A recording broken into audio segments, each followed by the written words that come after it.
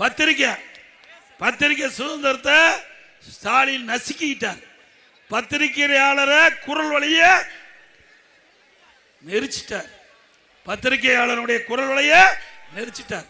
உங்களுக்கு ஒரு யூடியூபர் தெரியும், யாரு? சவுக் சங்கர். அவருடைய தாயார் இன்னைக்கு இறந்துட்டாங்க. பாவம், தாயார் மனவேதையில் மன உளைச்சல்ல இறந்துட்டாங்க. சிந்திச்சு பாருங்க. ஒரு அரசாங்கத்தை விமர்சனம் பண்ணிட்டு இருந்தாங்க. நான் இருக்கும்போது கூட தான் விமர்சனம் பண்ணாங்க என்னை பற்றி. அதை ஏற்றுக்க வேணும். ஒரு பொறுப்புல வருகின்ற பொழுது விமர்சனம் வந்தால் அதை ஏற்றுக்க வேணும். வேணுமென்றே திட்டமிட்டு சர்வாதிகார போக்கில் இந்த அரசாங்கம் நடந்த காலத்தால் அவர் வீட்டில் கொண்டு போய் மலத்தை கொண்டு போய் கொட்டுறாங்க. அவர் வீட்டில் சாக்கடையும் மலத்தையும் கொண்டு போய் கொட்டுகின்ற பொழுது அந்த தாயினுடைய மனம் எப்படி நொந்து போகும் என்று நினைச்சு பாருங்க. நம்மளாம் சாதாரண குடும்பத்தை சேர்ந்தவர்கள், சிந்திக்க வேண்டும். ஒவ்வொருவரும் இந்த ஆட்சியில் நடைபெற்ற கொடுமைகள் சிந்திங்க.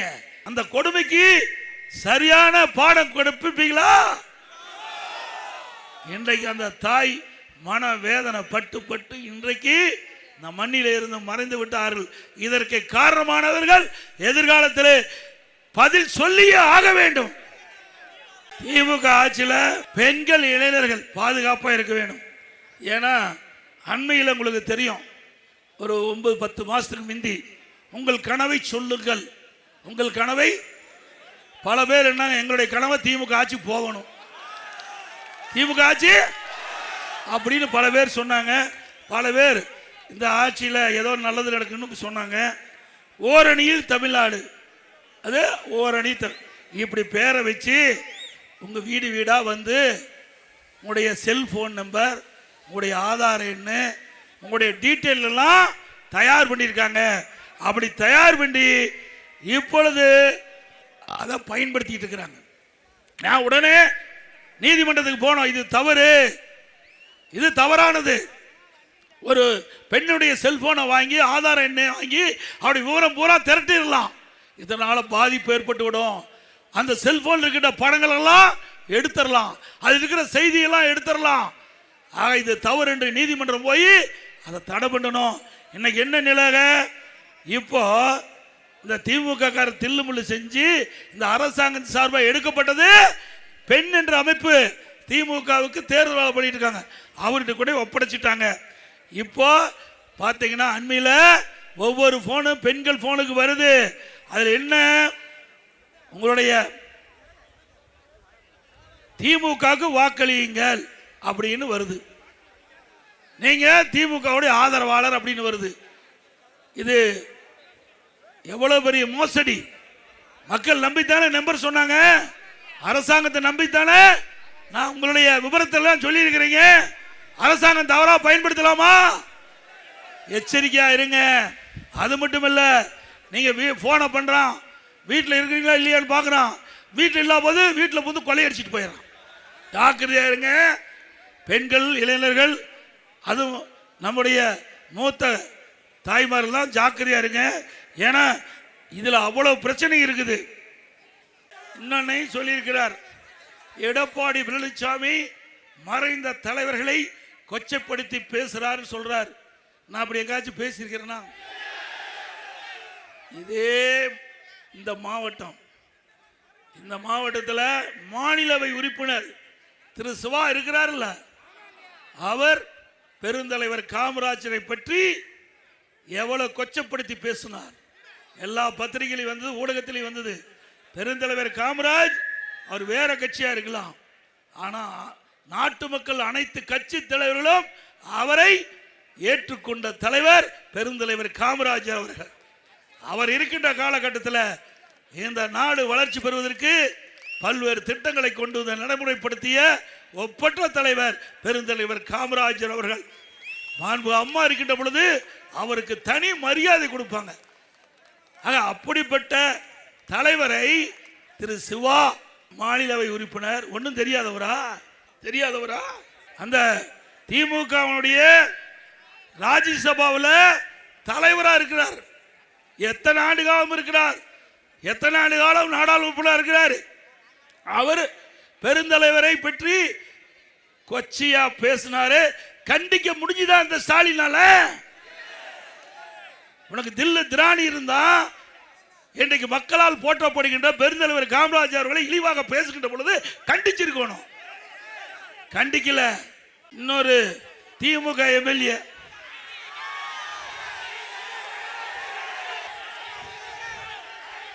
அவரு எல்லாம் பணத்தை திருடுவாங்க, நகையை திருடுவாங்க, கிட்னி திருடுறாங்க. உங்க ஊர் தாங்க, எல்லாம் உஷாரா இருங்க. வறுமையின் காரணம் ஸ்டாலின் சொல்றார், திராவிட முன்னேற்ற கழக ஆட்சியில தேளாரும் தேனாரும் பாலாரும் ஓடுது, மக்கள் மகிழ்ச்சியோடு இருக்கிறாங்க, வறுமை என்ற சொல்லே இல்லை என்று. வறுமையின் காரணமாக, வறுமையின் கொடுமையின் காரணமாக ஏழை தன்னுடைய கிட்னிய அவர்கள் பணத்தாசை காட்டி வறுமையை பயன்படுத்தி முறைகேடா கிட்னிய எடுத்திருக்கிறாங்க. இது நாம சொல்லல, திராவிட முன்னேற்ற கழக அரசாங்கம், திமுக அரசாங்கம், திமுக எம்எல்ஏ மருத்துவமனையில் திமுக அரசாங்கம் ஒரு குழு அமைக்கப்பட்டு அந்த குழு அந்த மருத்துவமனையிலே சோதனை செய்யப்பட்டு அந்த சோதனையிலே கிட்னி முறைகேடு நடைபெற்றது உண்மை என்று தெரிவிக்கப்பட்டது. அதன் அடிப்படையில் அந்த புரோக்கர்லாம் கைது பண்ணிட்டாங்க. ஆனா மருத்துவமனையுடைய உரிமையாளர் கைது பண்ணாங்களா? அண்ணா திமுக ஆட்சிக்கு வந்தவுடன் இதை முறையாக விசாரிக்கப்படும், சட்ட நீதியாக விசாரிக்கப்படும். இதில் தவறு நடக்கும் பட்சத்தில் எவ்வளவு பெரிய ஆளா இருந்தாலும் அவர் மீது உரிய நடவடிக்கை எடுக்கப்படும். ஏன் 22, 23 சொல்லல, 23, 24 ஆண்டு இதை பற்றி குறிப்பிடல, 24, 25 தான் இரட்டை இலக்கு வந்ததா சொல்றீங்க. அண்ணா திமுக ஆட்சி இருக்கும் போது இரட்டை இலக்கிலே வந்தது, பொருளாதார வளர்ச்சி இரட்டை இலக்கிலே வந்தது. ஏன்னா இதெல்லாம் நீங்க புரிஞ்சுக்க வேணுங்கிறதுக்காக நான் சொல்றேன். பச்சை பொய்ய சொல்லிட்டு இருக்காரு பல பேர், நம்ம மக்களுக்கு தெரியல. இந்த ஆட்சியில் செய்கிற அக்கிரமம், இந்த ஆட்சியில் பேசப்படுகிற பொய் மக்களுக்கு தெரியல. அதை விளக்க வேண்டியது என்னுடைய கடமை என்ற அடிப்படையில் தான் நான் சொல்லிட்டு இருக்கிறேன்.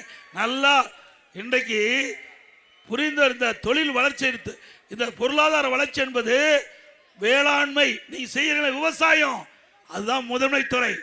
இதில் தான் முதன்மை துறை, இதில் தான் 60% மக்கள் பயன்படுறாங்க. அதில் பார்த்தா 3% தான் இந்த பொருளாதார வளர்ச்சி இருக்குது. திமுகவில் வெறும் 3% தான் இருக்குது.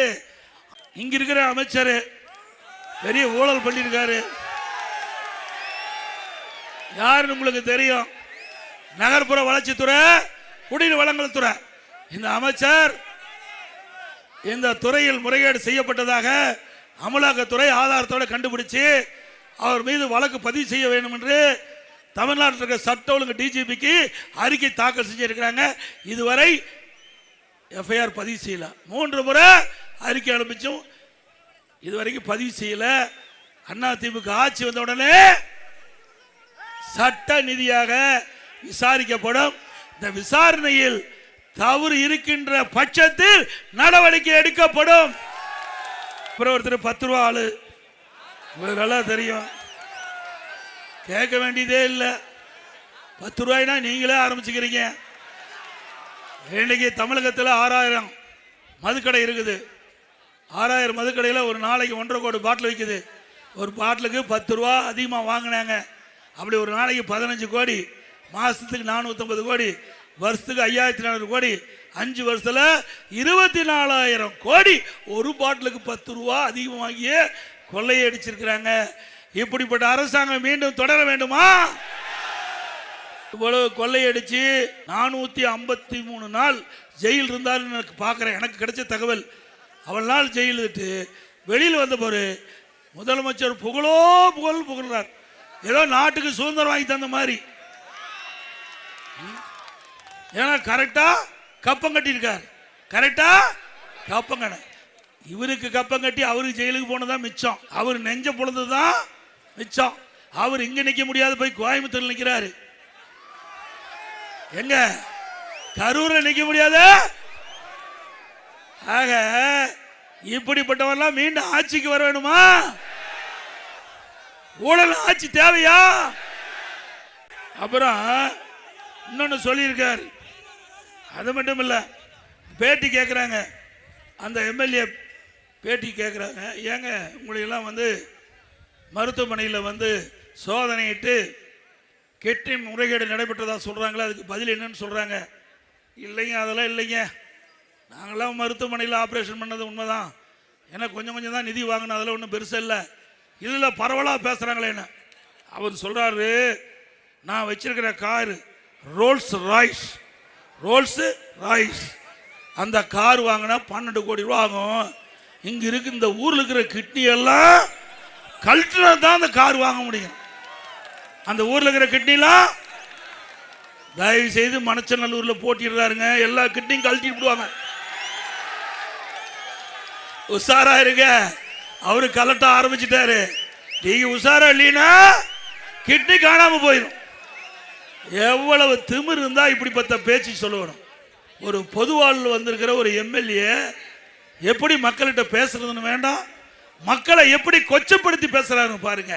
பணம் இருக்கின்ற திமிரில் இப்படிப்பட்ட வார்த்தையை கக்கின்றவருக்கா நீங்க ஓட்டு போடுவீங்க? சொல்றேன், மனசாட்சியுள்ள ஒவ்வொரு மனிதனும் சிந்திக்க வேண்டிய நேரம் இது. இப்படிப்பட்டவர்கள் சட்டமன்ற உறுப்பினராக பொது வாழ்விலே வருவது கேலி கூத்து, வெக்க கேடு.